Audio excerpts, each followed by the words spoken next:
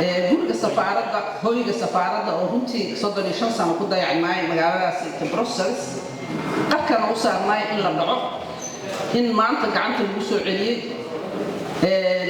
ilaa heerna la nadiifiyay dadka Soomaalida ay ku nool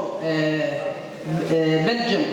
ayaana runtii qayb weyn ka qaatay nadaafadiisa sidaad kulay ku aragteen media iyo telefishinada haddana wuxuu u baahan yahay still shaqo badan aan oo taalo waxaana aad ugu boorinayaa in aad runtii reer Belgium haddaad tihiin yaa Belgium gaajo waxaan ka reer Holland haddaad tihiin Holland gaajo waa leedahay daayay caawa ujeedada diiday inaad ka qayb qaadataan qof walba waxa yarka ay samayn karto wax weyn ayay samaynaysaa haddii aan ku riyoonay inaan gurigaas dhisno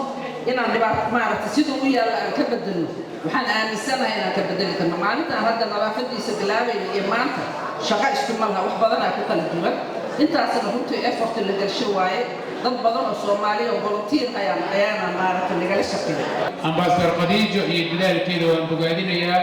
codsigeedana waan ayideyna iyo soo jeedinteeda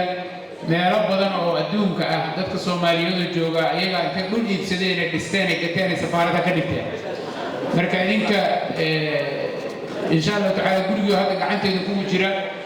inaad dhisataan oo ay ka rajeynayna awooddaas iyo kartidaas inaad leedahay